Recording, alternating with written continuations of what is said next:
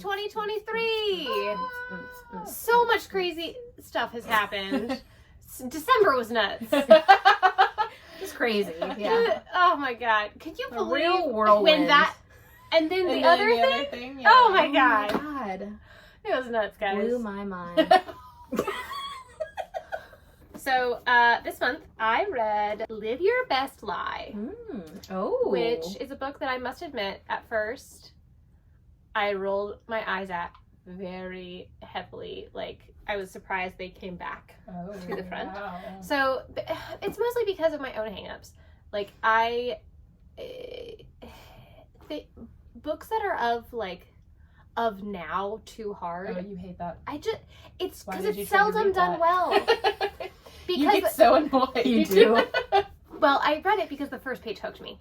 Okay. But a lot of the And you time, stuck with it. when it's in the cover copy and it's about the book, it's like, I feel like a lot of times it's a crutch and it's a thing that is a stand-in for actual plot and character development. Because they're like, oh yeah, we DM'd each other and like, I don't know. Just like, it can be lazy. This is not. I open it admittedly excited to do some hate reading, and then I did not do hate reading and I enjoyed it. We have multiple points of view. We have a missing person. We have potentially a murder. And these are all teenagers who have, some of them have like an opulent lifestyle. The central character, whose name I forget, Summer Cartwright. She's like very much a Serena van der Woodsen. Not a mean person, but when she is her best self, living her best life, being true to herself, she harms people. Okay. You know, like it's not malignant, Yeah. but it is not great. Oh, yeah. So she is at the center of this. We open on a Halloween party that she is throwing. She is being I believe a sexy pineapple. Yeah. A And sexy Are you pineapple. a sexy pineapple? she's 17 and has a perfect body and puts on a yellow tube top.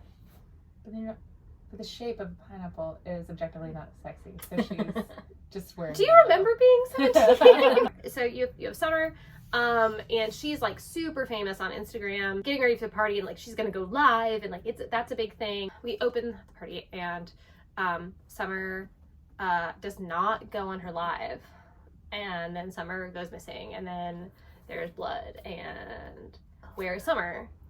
And it's like the book not told from Summer's perspective. it's told from multiple perspectives. You okay. ping pong through a bunch of different people. Summer's ex-boyfriend is there, and they're like making a big point to be like, we're broken up, but we're still friends, and we're gonna put it all over Instagram.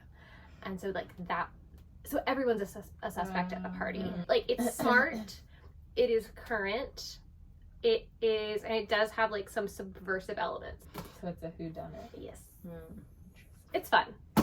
My book, which was Emily Wilde's Encyclopaedia Fairy, which is by Heather Fawcett. Emily Wilde's a scientist from Cambridge. It's from her diary, so it's like first person and diary entries, which is fun. And she arrives in like a very far north area, you think in Scandinavia. She is there to study the fairies there called the Hidden Ones. And she's trying to write an encyclopedia about fairies to get published like the next year. It is just so fun, I have to say.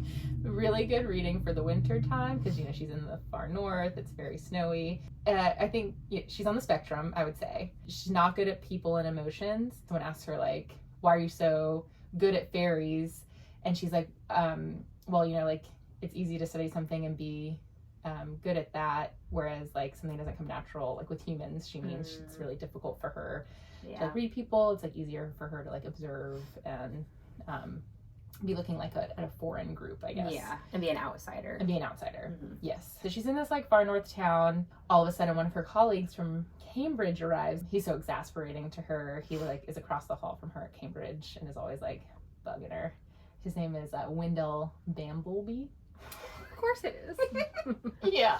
It's very stupid and British. It's like, oh my God, what are you doing here? He wants her to help him with some research to do for a conference so he can get more funding. And then casually at some point, once after he arrives, she's like, oh yeah, and I'm pretty sure he's a fairy, actually. He's like pretending to be immortal. So like more happens there.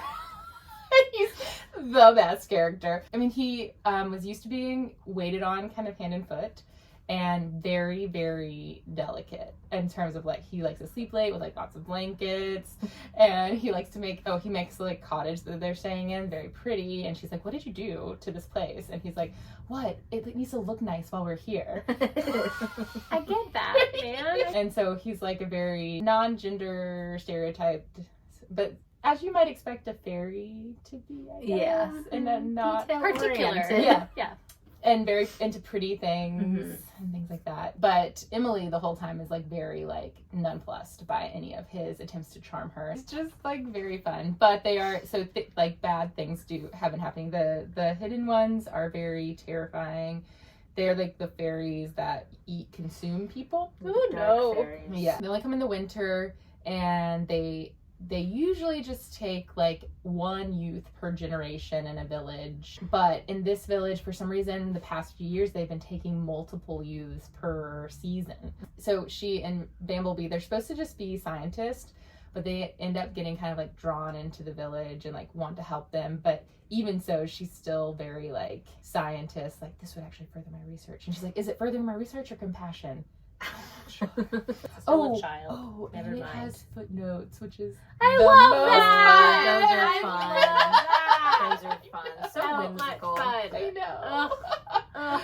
Yeah. So Whoa. I did a middle grade book. You did a middle grade book. I did. World Made of Glass by Amy Polensky. So this is set in March 1987. At this point, HIV/AIDS has been around for a little bit, but they're still not really understanding what is going on. The issue of the blood transfusion has just come to light. There are still all of these studies about treatments and how exactly it passes from person to person. The protagonist is Iris, and her dad is dying of AIDS. He has a new boyfriend, JR, and apparently he left her mom for this man because he didn't realize or wasn't accepting that he was gay. And JR gave him HIV. And he didn't know he had it. Yeah, of course. They have like kind of a unique family dynamic at this point, because the mom is still close to the dad and friends with JR, and everybody's just kind of like repaired at this point as much as they can, while he has been getting more and more sick. As you realize that they have this tradition of writing each other acrostic poems, and she had an assignment, and he like talked about how acrostic poems are the worst, and then they started to like have this tradition of writing them to each other, and they're actually very good. Oh, wow. Yeah, they're very good poems. And acrostic, which is, I agree, not the best form. No. Limericks, arguably worse, but like not. Like, you should look at it later because they're actually very good, and very heart-wrenching. And she hates JR because, you know, he's like kind of a symbol of her family breaking up. Her dad dies within like 3 chapters of the book. Oh, wow. Yeah, so pretty quickly. And so it's kind of like her dealing with that, getting past her hatred, as much as a 12-year-old can hate. Yeah. Of JR, and sort of navigating what it means to be somebody whose dad has died of AIDS, and what it means to the people around her too at school, because there are still a lot of false assumptions about how it's contracted. She's also realizing that she wants to be an activist. Like JR is taking her to protests and to like act up meetings. It's her like journey to coming to terms with her father's death and like what it means to her and what she wants to do in response to it. I really, really liked it. I gave it 5 stars. Sounds really good. She has all of their poems that they wrote each other in a binder, so like when she needs to open it up and look at one, really she's like, this situation made me think of this poem, and she'll go back and read it, and it'll bring you back to a memory that they had. Yeah. That's a really like nice also way to like format the book, I feel. Yeah. Like, It is. to fill you in on like backstory and stuff in a natural way. Mm-hmm. It's good. Mm-hmm. It was very well written. And there's like, and this is the last thing I'll say about it, but this was like such a like impactful moment when Iris is talking to JR and she's like, he's telling her how he came from like a religious family and his parents were not understanding and don't speak to him anymore, or didn't, you know, at the end of his life. And she said, well, if my dad had lived his truth, he wouldn't have me. Do you think he would have rather lived his truth, or would he have rather had me? And JR's like, he would have rather had you. Oh. And I was like, oh my God. Okay, well, have a good night. Have a good day. Good I think luck. the order in which you should read these are Danielle, Juliet, Christen. yeah, Because yours is like too cute. too cute, and And then you need to bring it back down a Come little back bit. to some like Yes. some teen drama. Murder Murder drama. drama. It's Yeah. still unrealistic, but it's But- juicy. Yeah. Yes. Maybe next month we'll have nonfiction for you. Probably not. Probably not, It but will be maybe. for me, that's for sure. Well, I guess Happy New Year, everyone. Happy New Happy Year. reading for the year of 2023. Reading. Enjoy your reading. May you go on many emotional journeys, Yeah. physical journeys, Magical journeys. magical journeys, Knowledge journeys. Yeah, knowledge journeys. These are our wishes for you. Yes. Your book fairy godmother. Oh my God, I love that. I love that.